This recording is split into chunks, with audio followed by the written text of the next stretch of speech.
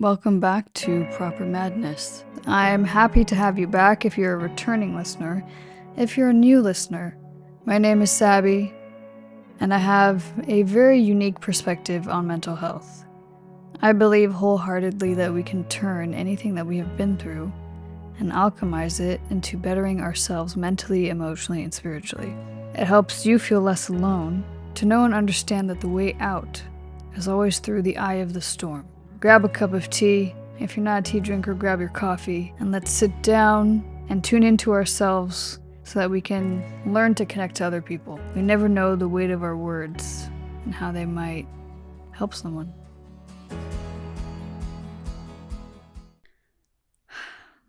Hello. Welcome. This is so weird. Every time I don't record, I've said this so many times. I feel like at this point, I'm just beating a dead horse with what I say and how I say it. But anytime I haven't recorded something in quite a while, I tend to have this awkwardness about me before I start speaking, before I start being myself, before I start spewing like random bits of knowledge at you. I no longer force creativity. I feel like when it happens and it's here, that is when it's the most authentic, and that's when you should share your thoughts and opinions. We know that the TikTok ban is happening. I'll be honest, I'm slightly grateful for that because that platform hindered my creativity massively. I felt like on Instagram, I could post my tea times unhinged with whatever music I wanted to post, and it would just go wherever it was supposed to go. And I don't know. I feel like I have less limitations on Instagram. Some people actually feel the opposite. So I think it just depends on the creator and who it is. But for now, you're not going to see me on TikTok anymore. I actually made my account private because, I don't know, I never really grew a big enough audience on there. I don't believe in New Year's resolutions. I never have. And I never will, because in my opinion, if you have to wait for a new year to begin in order to implement new habits or to try to change your life or who you are, then it's never going to stick. Because at that point, you're not really doing it from a place of internally wanting to grow and thrive as a person. You're just doing it from a place of feeling like everyone else is doing it. Everyone else is on the same timeline, so I need to be on the same timeline too. This week's episode is very much about, in the next few episodes, so just the next few episodes, the next 3 or 4 episodes from here, the bulk of this is going to be people-pleasing. But it's not going to be people-pleasing in like your therapeutic, psychological way of doing it. It's going to be people-pleasing in all the various elements that come with it. People-pleasing is just a really big general term for I'm afraid to do what I want to do because I do not want to upset people. Right? That's the very general layman's terms for it. You're scared of disappointing other people. You grew up in an environment where you had to say yes or something bad would happen. And that can happen from trauma. That can happen from your parents and how they were raised, so they push that on you. That can be cultural. That can be a lot of different things. So, my sister and I talked about this for about an hour, and I'm not going to give you an hour. I'm going to give you short increments of this.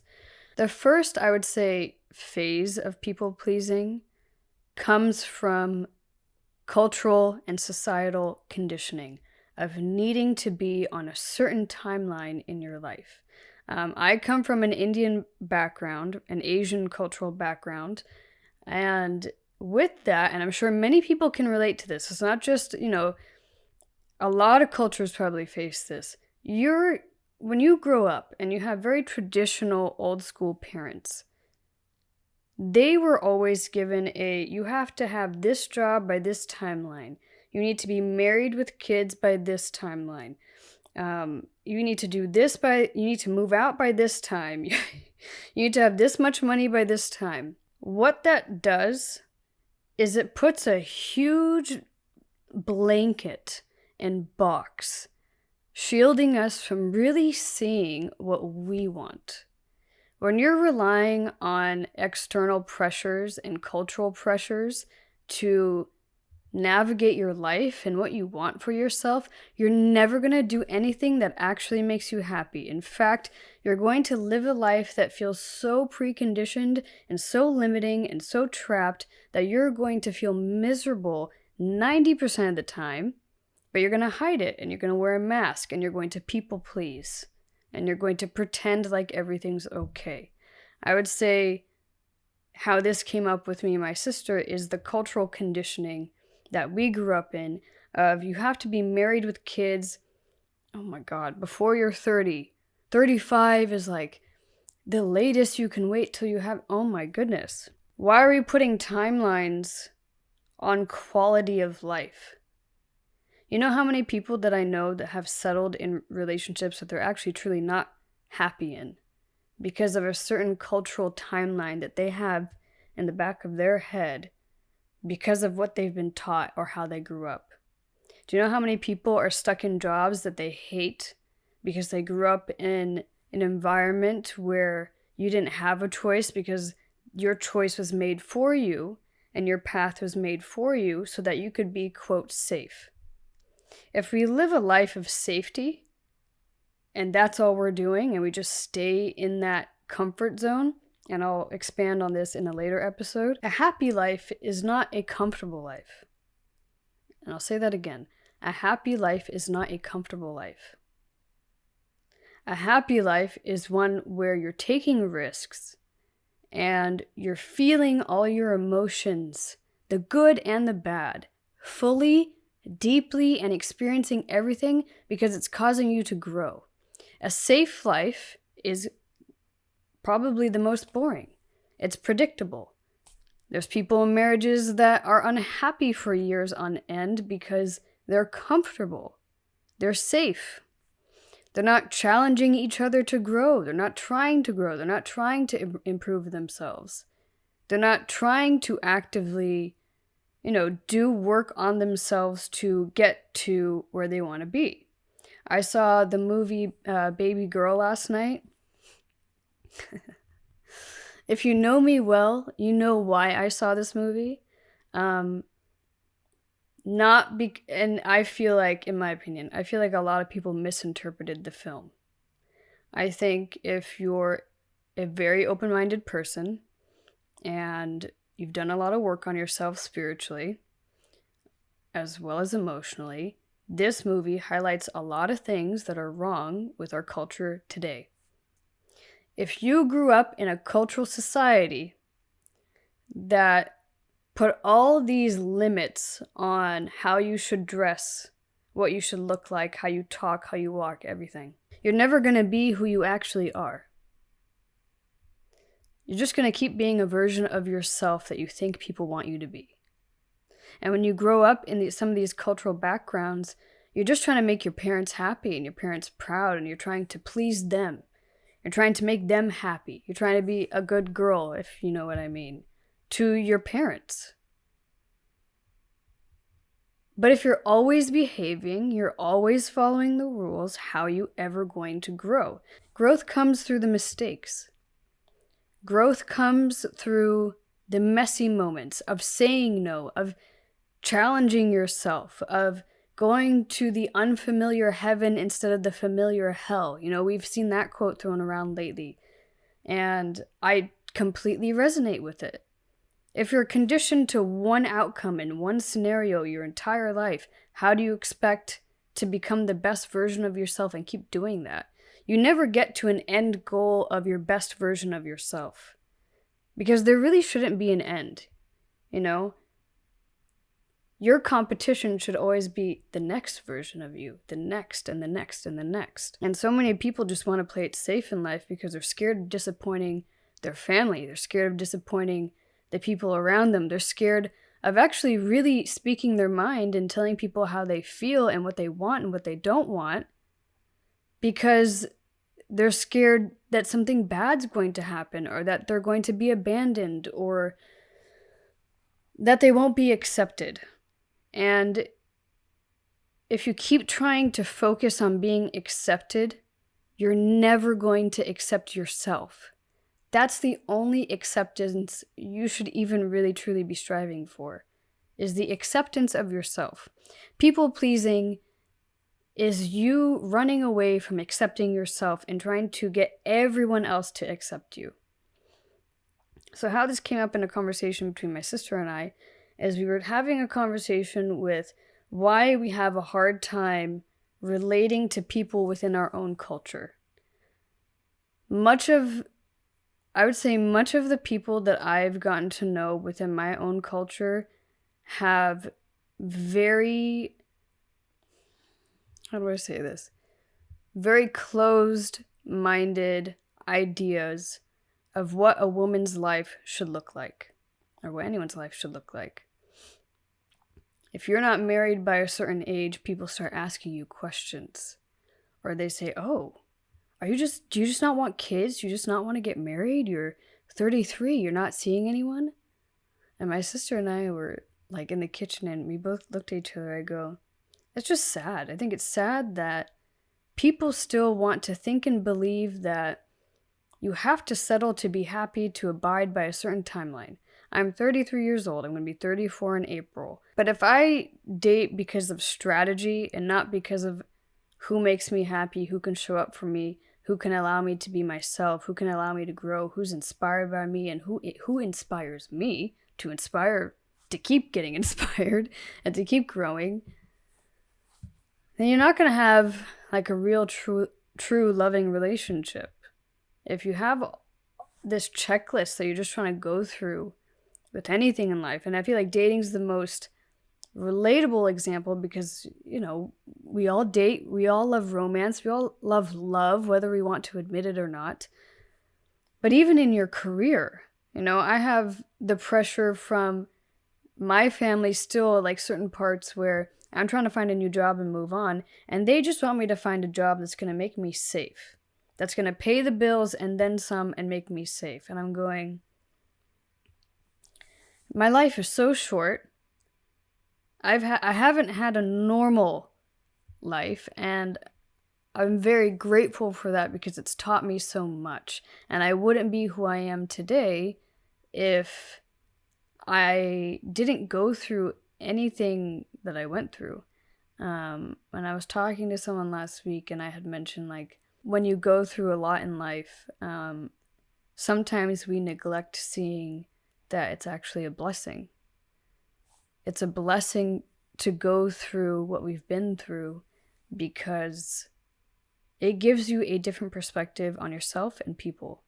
It allows you to lead with more compassion. It allows you to see life as gray and not black and white. And the people who are operating on timelines to get their life done, like it's a checklist, you want to get your life done instead of enjoying it. They see the world as black and white. They don't see it as gray. And so my sister and I were just talking about some of the frustrations that we have. And she had seen some close friends and family recently. And, they're talking about some of the conversations that they had. And she noticed that cultural stigma still exists. And I think it's really sad that as parents or as children, we're still trying to abide by these timelines in our life because we're scared. But what if you were to just stop and slow down and enjoy the journey of your life and just take it one day at a time, but be way more intentional about how you spend your days and your time and with who, and maybe just see where you end up. Have your own boundaries for what you want and what you want to call into your life. If you want to get married and have kids, obviously have your own boundaries. Do not be dating people who do not want kids and do not want to get married. I feel like that's plain and simple, but there's so many people who still do that. I know people who are in seemingly healthy relationships, but when they first started dating, they didn't have the important conversations of, do you want kids? Do you want to get married? What do you want in life? What are your goals? They're not being intentional because they're almost scared of scaring the other person away because they like them so much that they kind of people please and abide by what the other person wants, and then they're tiptoeing in their whole relationship for years on end. And really, truly, no one's actually happy, no one's getting what they actually want in life, and no one's fulfilled because they're too scared to speak up. When I watched the movie Baby Girl, that's what I saw. I saw a woman who was stuck in a marriage with someone that she loved, but she never spoke up about what she wanted, what she desired, what made her happy, what didn't make her happy. She just kind of was going through the motions. And that's a sad way to live your life. That's a sad way to be in a relationship. It's harder to do, and I'm putting myself on a pedestal because I should, honestly, I get so many questions even from my grandmother who's 87 years old, who now finally has just come around to the more westernized version of things. She was like, really? There's no one? I call her Dadima. I go, Dadima, I'd rather be happy and be with someone that actually cares about me and that actually wants the same things that I want. Someone who's actually working on themselves and is trying to grow and is open-minded and emotionally intelligent, or I don't have to water myself down and I can just be me, then pretend to be a version of myself just to get the checklist done of having kids and getting married. Those are things I deeply want, and I want to have kids and I want to get married. I'm not going to force it. I'm not going to chase it. I'm not going to make someone stay if they don't want to stay. I'm not going to make someone else want what I want.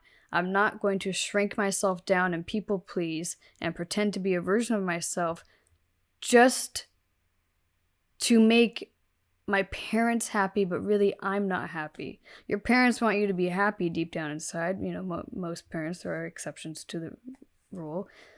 But, great parents, great family, they want you to be happy. They want you to do better than them. All parents say that, right? They're like, I want my kids to be better than me. So if they want us to be better than them and be happy and have what they didn't have, then it's up to us to show them how we stand in our own truth, navigate our own wants and desires, and just go after them with more intention instead of trying to pretend. I had a different upbringing because my father brought more European influences and my mother brought more of the Canadian influences. So I've had a very different mindset with a lot of things in my life, and I wouldn't change that for the world.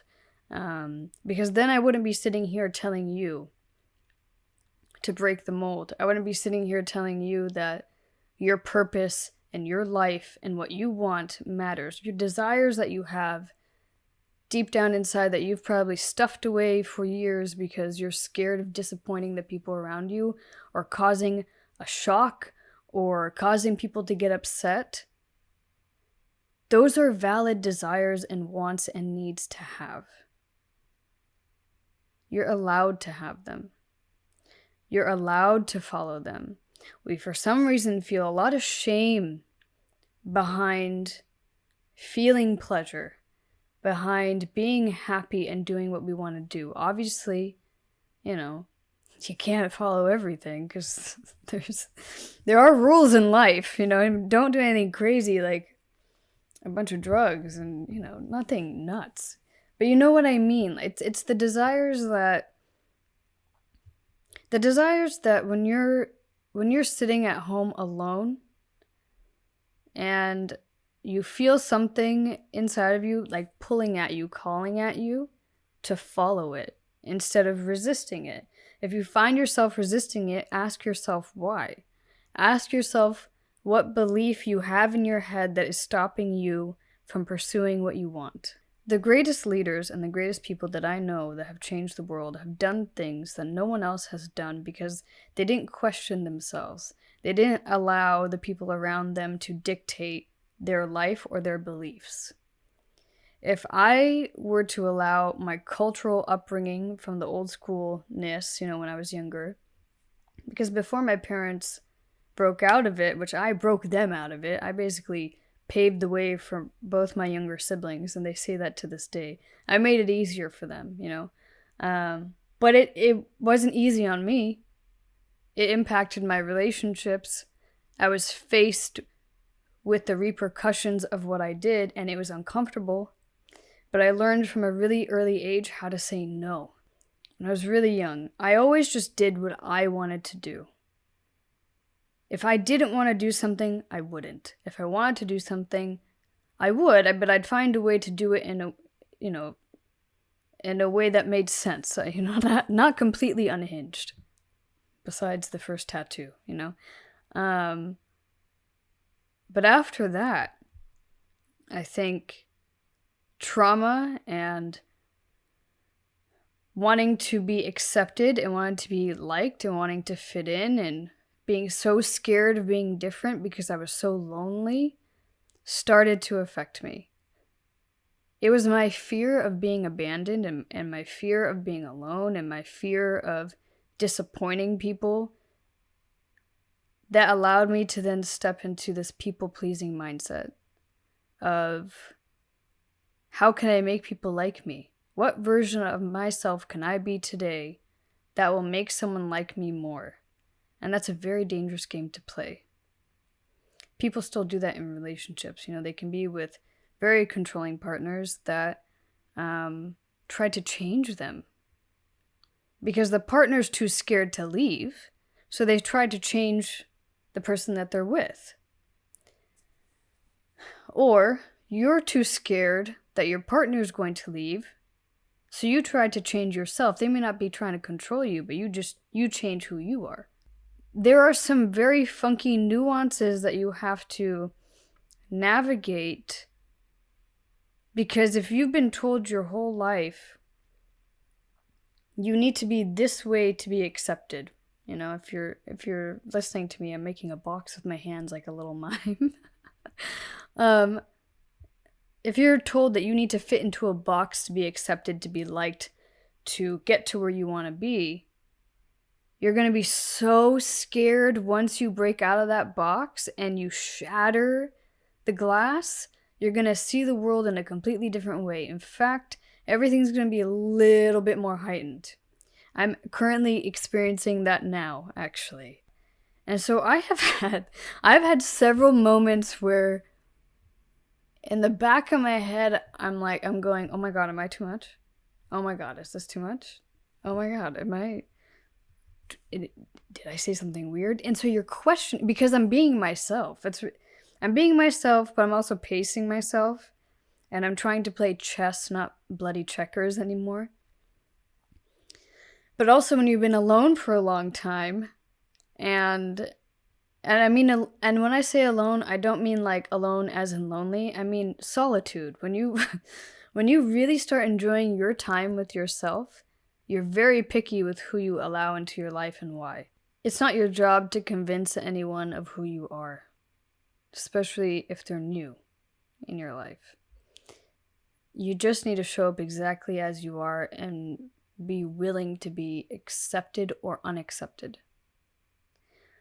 I made a podcast episode before this one, right before Christmas, where I was seeing someone, not like seriously, it was very early days. And we had really gotten to know each other, a lot of conversations. We went out on our first date. It went really well. And then he very respectfully, after he had gotten to know me in person, you can't get to know anyone through text. It's like literally impossible. You get to know if you're compatible with someone face to face.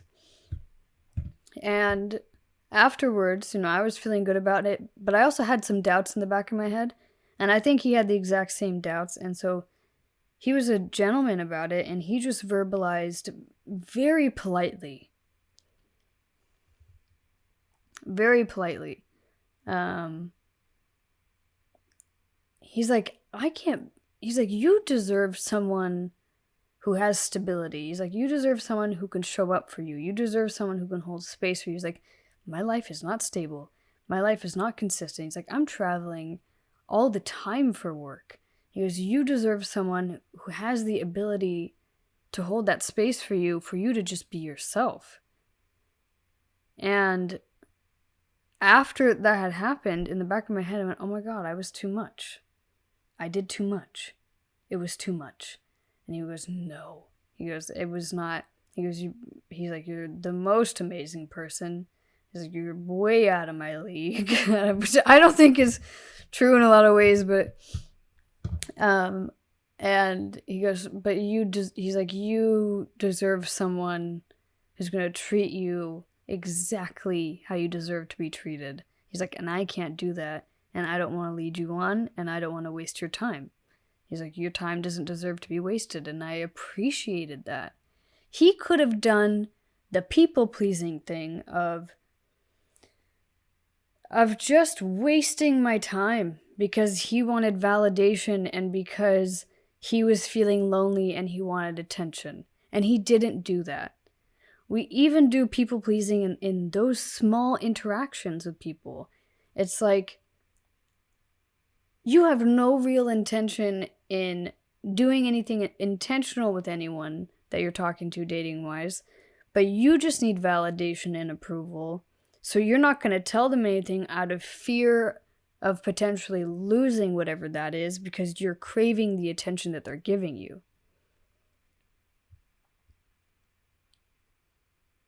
I don't really feel like that sentence needs much explaining. That's exactly it.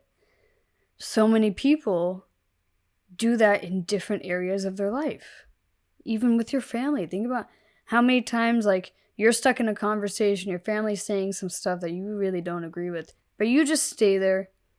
You let them walk all over you. You let them say things that are not true. You let them make judgments about you because you don't want to cause a scene and you know to pick and choose your battles, right? That's normal. That's fine. But if it's a constant berating, if it's a constant situation where you're allowing the people closest to you to dictate your beliefs, who you are, and how you show up, and what you want and what you don't want, you need to seriously question why you're denying yourself your own happiness. You're denying yourself your own happiness when you people please. And so then you really got to dig deep and go, well, why am I denying myself happiness? Why am I denying myself joy? Why am I denying myself pleasure? Why am I denying myself the life that I actually want because I'm scared? If you live a life scared to ruffle the feathers of the people around you, or scared of making people upset, or scared of pushing people away, or being scared of being alone, I can tell you, I officially have no problem being in solitude instead of surrounding myself with people who bring me down because they're insecure, or people who don't want the same things as me, and that would change how I show up, or date people that I know in the back of my head this isn't what I want, just because I'm like, oh, this is probably the best that I could get in this moment. Your beliefs dictate how your life plays out. If you keep believing this is the best that it gets, this is the best that it could ever get, that's going to be the best it's ever going to get. Depending on your life situation, obviously. But our beliefs, and our limiting beliefs, is an episode for next week. Because people-pleasing and limiting beliefs go hand in hand. And I feel like a lot of us still carry around ideas in our head that are not ours. They're the voices of the traumas we've been through. They're the beliefs of our parents or our parents' parents. Or the quote generational curses that, people want to talk about. So next week, I'll be talking about how to break out of those limiting beliefs and how to set more boundaries with yourself and the people around you and why that ties into people pleasing. So this was just like my little intro on the reasons behind why I'm starting these shorter segments of episodes now, just because I want to give you like the full nuanced details. I have a tendency to like get way ahead of myself because I'm neurodivergent and give like way too much information, and then people can't digest it. So if you related to anything that I talked about in your own life, or you have experiences that maybe this brought up for you that you're like, hang on, this is something that I am actively going through, come back next week and we'll talk about it. On this channel, I want this to be a safe space where people can talk. I guarantee you, if you comment and you talk about your own experience, someone else is going to be able to relate to that, and then it starts a chain of us talking about these things. The more that we talk about what we've been through and how we're breaking out of it, the more we can change the people around us. Change starts when we speak up. Change starts when we speak our truth. With that, I hope you guys had a wonderful holiday season. Happy New Year. And I'm excited to start this new journey with you. Yeah. Other than that, I'll see you guys next week. Thank you so much for listening. I hope you enjoyed this episode. And if you ever want to chat more about anything that this podcast is about, you know where to find me. I'm on Instagram, Twitter, and good old TikTok. And be sure to stay tuned for my Tea Time with Sabby episodes.